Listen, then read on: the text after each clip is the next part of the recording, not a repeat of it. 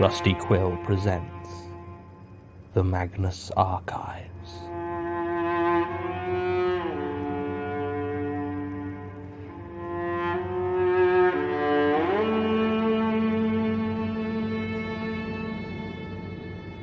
Episode 27, A Sturdy Lock.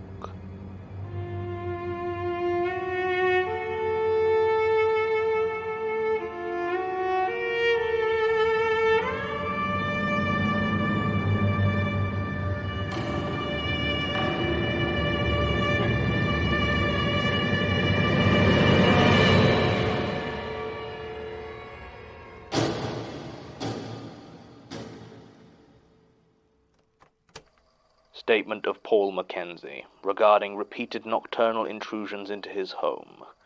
Original statement given August 24th, 2003. Audio recording by Jonathan Sims, head archivist of the Magnus Institute, London. Statement begins. It's strange to live alone. Maybe not if you're used to it, I suppose. If you've lived a solitary life, then I'm sure it doesn't feel so isolated or empty. Heck, I remember a time when I wouldn't have batted an eyelid at living on my own. But now I'm so used to having other people in the house that it's a sad, lonely existence I found myself living. Even before I started having my nightly visitor. My son Marcus moved out about 2 years ago, and before that he'd spent a lot of time away at university or later moving around because of his work, so I'd grown accustomed to his absence.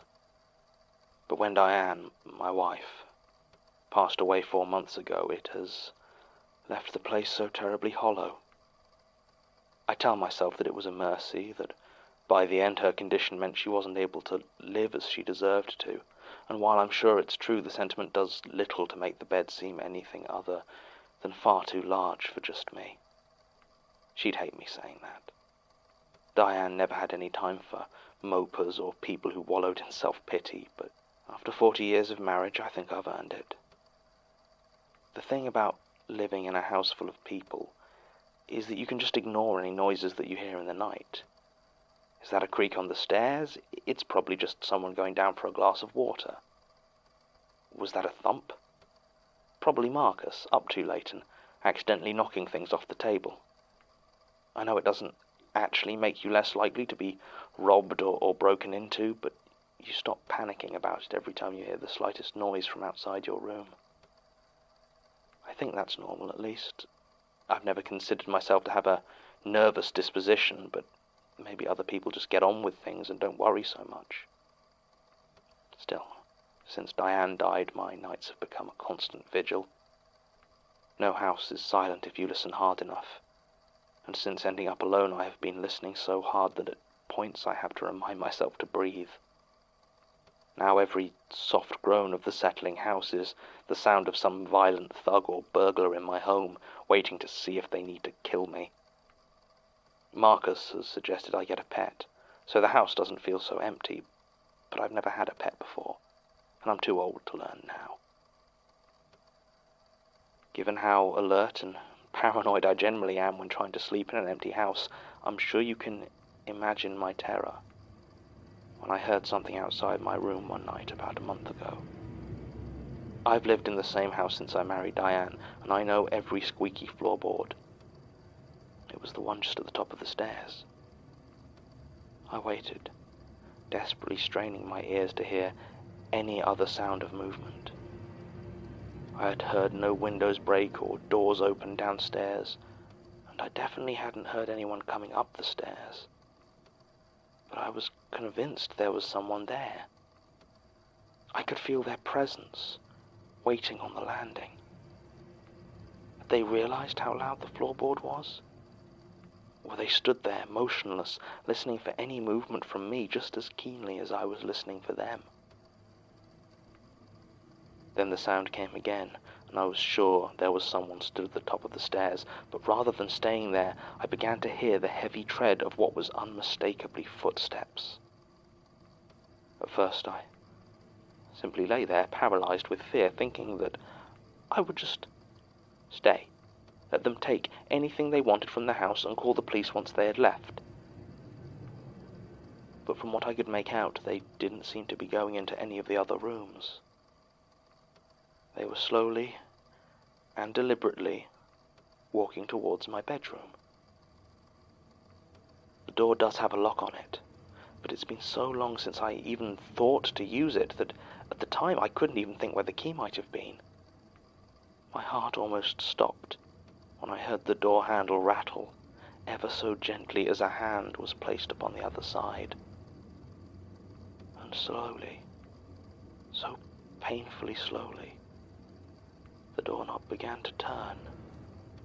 In a burst of adrenaline I didn't even know I was capable of, I sprang out of the bed and across the room. I seized the handle and twisted it back the other way, using both hands to try and match the strength of whoever was on the other side.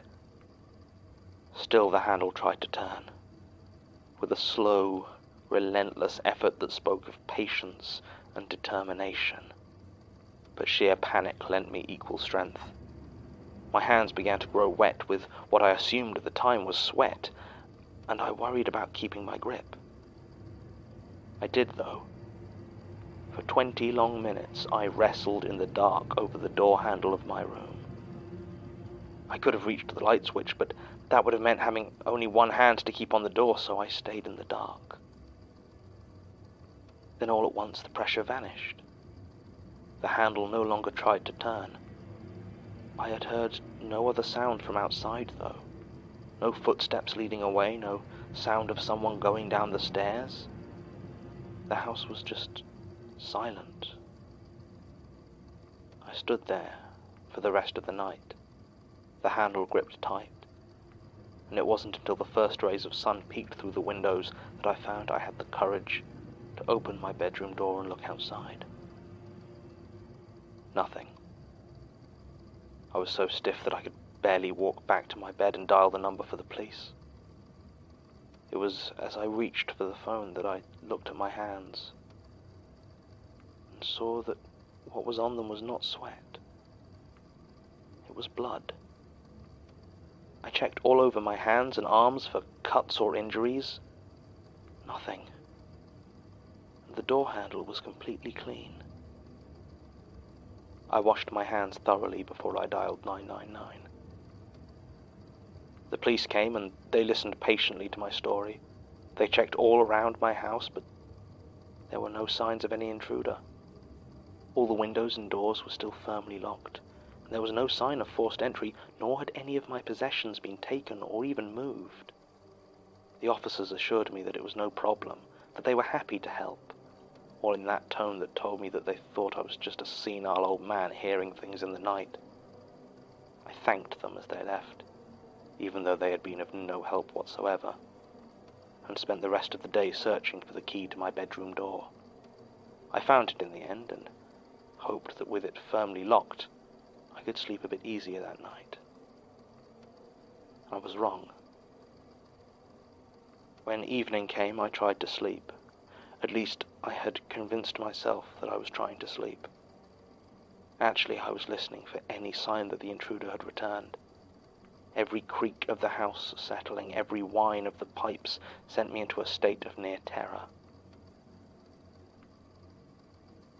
By 2 o'clock in the morning, I had heard nothing, and had almost convinced myself that I would not be visited again, when there was that slow, ominous creak of the floorboard at the top of the stairs.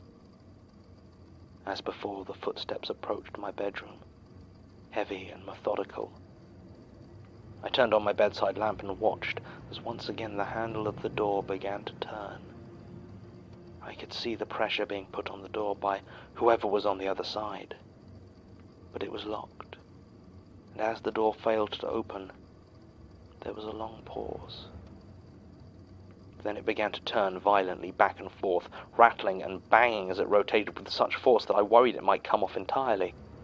I let out a cry as the assault intensified and phoned again for the police. It took them 12 minutes to reach me, and all the while my bedroom door shook with the relentless turning of the handle, but the lock held firm. As soon as the doorbell rang, it went immediately still and silent. I didn't want to unlock and open the door, but if I didn't, the police officers might break down my front door, or Even worse, leave.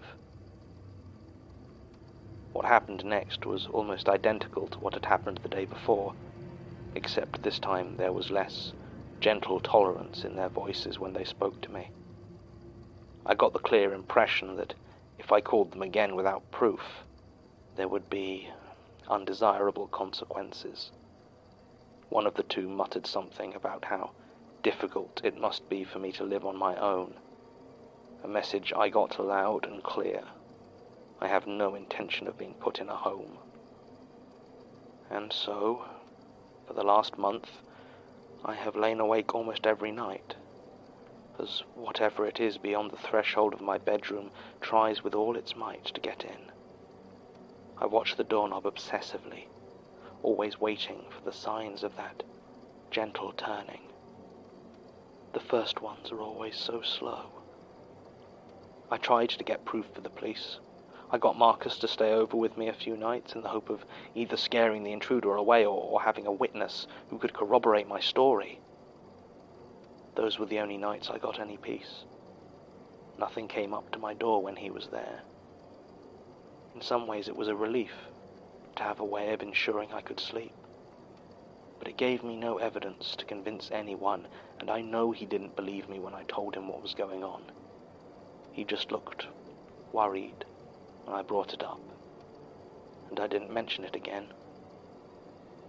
Unfortunately, I can't get Marcus to stay with me every night.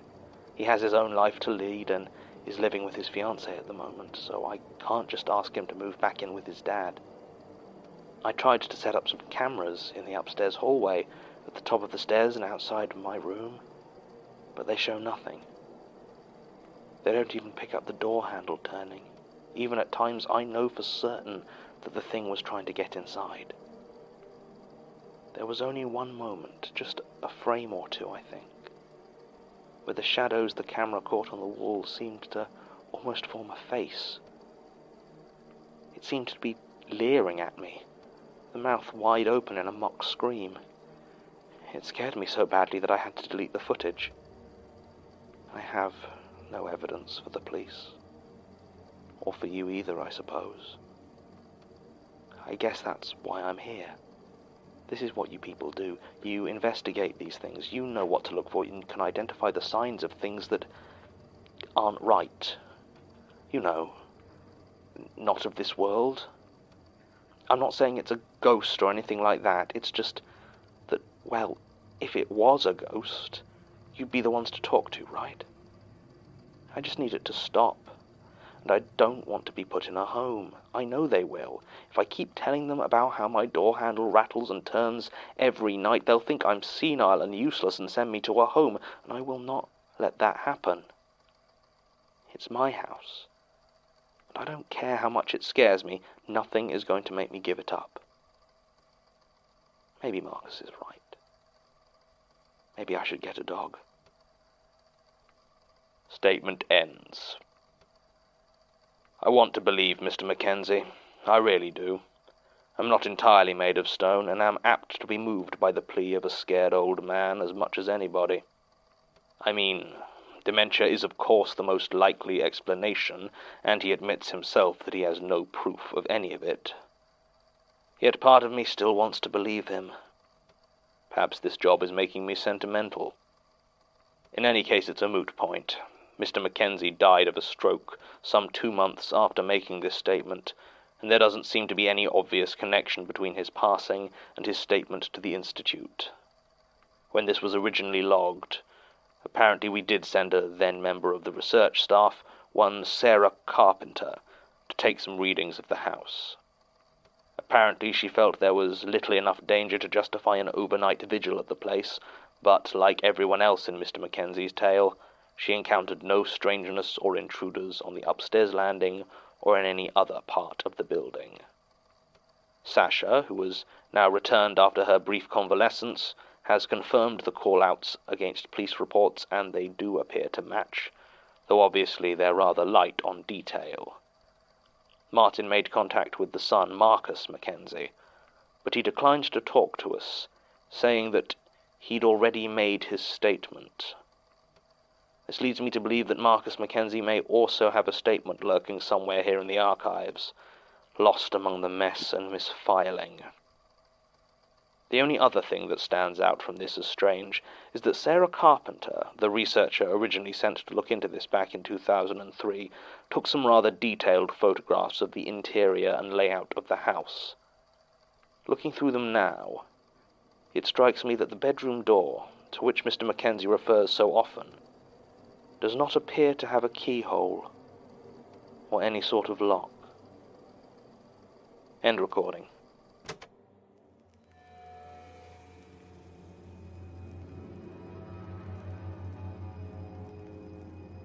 The Magnus Archives is a podcast distributed by rustyquill.com and licensed under a Creative Commons Attribution Non-Commercial Share-alike International License. Today's episode was written and performed by Jonathan Sims.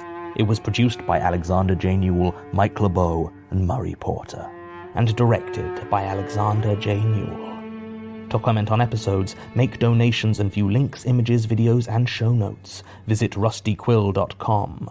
Rate and review us on iTunes, visit us on Facebook, tweet us on Twitter @The Rusty Quill, or email us at mail@rustyquill.com. Thanks for listening.